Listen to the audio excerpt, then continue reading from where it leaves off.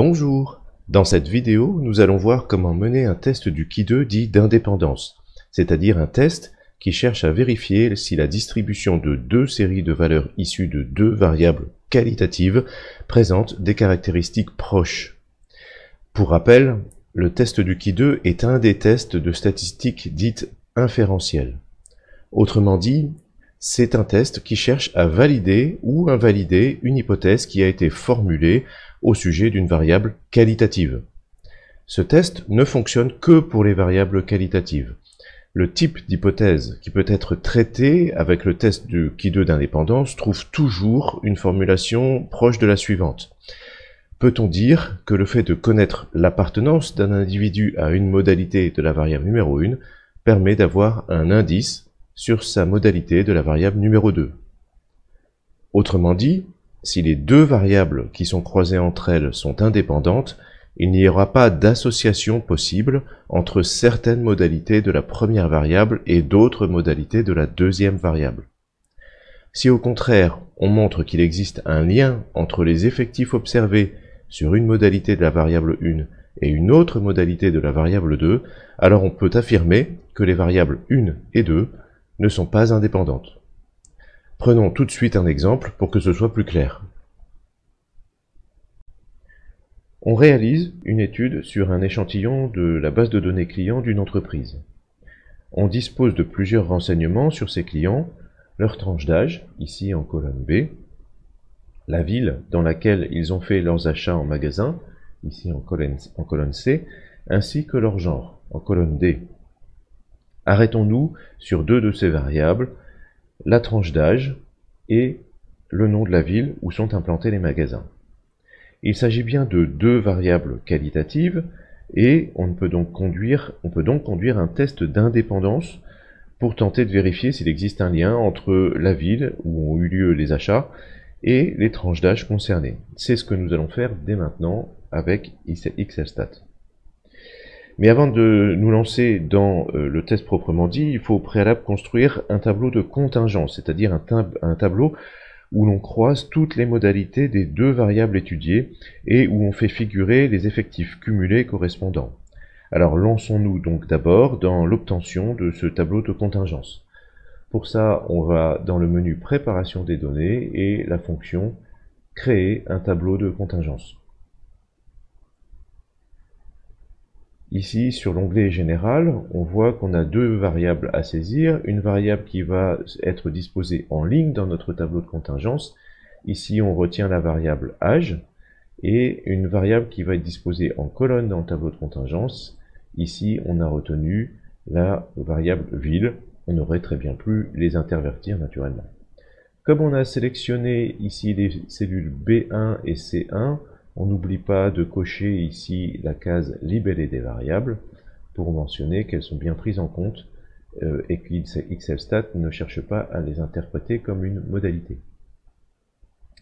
Dans les options, on peut lui demander de nous faire un tri des modalités par ordre alphabétique, c'est du plus. Ici, on voit que dès cette fonction créer un tableau de contingence, on peut demander à XLStat d'effectuer un test du Ki2. Ici, volontairement, on ne va pas le faire tout de suite, on va passer d'abord par l'étape du tableau de contingence d'abord. Les données manquantes, là on a un tout petit tableau, donc on voit qu'on n'a pas de données manquantes, mais sur des séries plus longues, c'est parfois difficile de les repérer, donc il faut dire à XLStat exactement quoi faire avec ces données. Soit on ne les accepte pas et du coup on va être obligé de... c'est plus un garde-fou en quelque sorte, et on va être obligé de les retraiter, de les identifier, de les retraiter. Soit on va carrément supprimer l'intégralité des observations, là où on a des cases manquantes. Voilà. Et dans ce cas-là, XLStat veut savoir exactement quelle suppression effectuer. Dans les sorties, on va donc surtout lui demander un tableau de contingence. Ici, j'ai mis en plus une liste des combinaisons que je vais détailler juste après, mais c'est pas obligatoire ici dans ce qu'on cherche à faire. On va faire OK. On a toujours la petite fenêtre intermédiaire qui nous rappelle donc une seule variable en ligne, donc une colonne avec 20 lignes au total. Ici, on voit qu'on a 20 clients. Et puis, pareil pour la variable colonne, naturellement, il faut qu'on ait le même nombre de lignes sur chacune des deux variables, pour que ça fonctionne. Hop, on continue, et on voit que XLStat nous crée un nouvel onglet, comme à son habitude. Et voilà donc le tableau avec la liste des combinaisons, toutes les combinaisons possibles quand on croise nos deux modalités. Ici, on a nos 5 modalités âge et nos 4 modalités ville qui sont répétées pour chacune des modalités liées à l'âge, avec les effectifs correspondants du coup pour chacune de ces combinaisons. On voit ici qu'on a un certain nombre de zéros, donc par exemple il n'y a aucun client qui est à la fois marseillais et dans la tranche d'âge 35-44 ans. Alors, ce tableau-là peut être utile parfois, par contre, il faut avoir conscience qu'il peut vite devenir assez long dès qu'on a un nombre de modalités conséquent sur chacune des deux variables, puisque, encore une fois, le tableau va explorer toutes les combinaisons possibles. Ce qui nous intéresse le plus ici, c'est vraiment le tableau de contingence. Donc on voit qu'on a bien notre variable âge qui est donnée ici en ligne, avec donc 5 lignes qui correspondent aux 5 modalités et 5 tranches d'âge. Et puis donc ici ce sont bien des modalités, hein, c'est bien une variable qualitative puisqu'il s'agit de classe. Et puis la variable ville, où on a 4 modalités avec les noms de villes correspondants. Donc on va reprendre ce tableau de contingence, on va le recopier ici sur notre onglet initial. Voilà, qui est fait, et en fait on va retravailler à partir de ce tableau de contingence pour faire réellement notre test du Qui2. Le test du Qui2, on va aller le chercher dans le menu test de corrélation et d'association, et là on voit qu'on a une fonction qui s'appelle test sur les tableaux de contingence, entre parenthèses Qui2. Donc on va choisir cette fonction-là. Là, XLStat nous demande de saisir les coordonnées de notre tableau de contingence. Donc on sait ce qu'on va faire ici, là, voilà. On a bien saisi un tableau de contingence. On a pris en compte, on a sélectionné aussi les libellés ici pour les deux variables. Donc on n'oublie pas de cocher également libellé inclus. Dans les options, surtout on teste, on coche le test du Qui2. Le test du rapport de vraisemblance, on n'en a pas besoin. Toujours l'histoire des données manquantes, je n'y reviens pas. En général, on ne va pas choisir ici cette modalité possible là de remplacer les données manquantes par un zéro. Enfin, après, tout dépend de la série statistique que l'on traite, mais voilà, faut être très très précautionneux sur les manquants. Dans les sorties, alors, ce dont on a absolument besoin, les listes de combinaisons, on ne va pas les remettre puisqu'on les a déjà eues. Ce dont on a absolument besoin, c'est le tableau de contingence, enfin même pas parce qu'on l'a déjà eu aussi. On va lui demander par contre le Qui2 par case avec les effectifs observés et les effectifs théoriques. Et puis, c'est tout. On va pas lui demander de graphique ici. On va faire OK. On vérifie qu'on a bien ici 5 lignes qui sont prises en compte, à savoir nos 5 modalités de la variable âge, sur 4 colonnes, à savoir les 4 modalités de la variable ville. On continue. Et XLStat nous crée à nouveau un nouvel onglet avec tout de suite les résultats de notre test du Qui2. Alors, on voit qu'il nous a calculé une valeur de Qui2 avec les valeurs observées, c'est-à-dire les valeurs qu'on a saisies, qu'on a sélectionnées, qui vaut 13,694, et puis une valeur de Qui2 à partir d'une valeur théorique, celle qu'on va chercher dans un tableau quand on fait le test du Qui2 à la main, qui vaut 21,026. Le degré de liberté est de 12.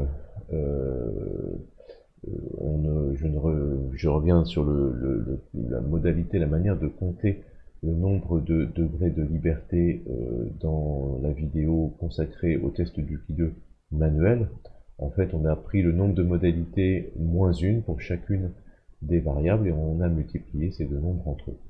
C'est-à-dire 4 fois 3 qui nous fait 12. Et on a une p-value qui fait 0,321. Tout de suite en dessous, on voit qu'XLStat nous propose une interprétation générique du test. H0, l'hypothèse nulle, qui est les lignes et les colonnes du tableau sont indépendantes. Autrement dit, il n'existe pas de relation évidente entre chacune des deux variables qu'on étudie. Et puis HA, ou qu'on appelle aussi parfois H1, l'hypothèse alternative, il existe un lien entre les lignes et les colonnes du tableau, autrement dit, il existe un lien entre nos deux variables, sans qu'on puisse dire précisément quelle est la nature de ce lien.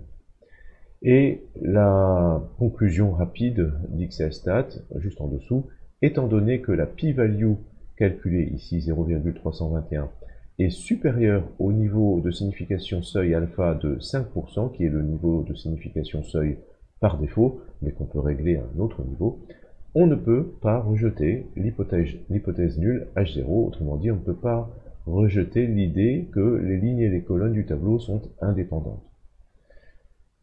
Juste en dessous, on voit que XLStat nous a calculé les valeurs de Ki2 pour chacune des valeurs qui correspondent ici à nos effectifs qu'on a rentrés dans le test d'XLStat. Avec une remarque ici en gras très importante. Des effectifs théoriques plus petits que 5 ont été détectés. Pour utiliser le test du Ki2 s'appuyant sur l'approximation par la loi du Ki2, les effectifs théoriques ne doivent pas être inférieurs à 5.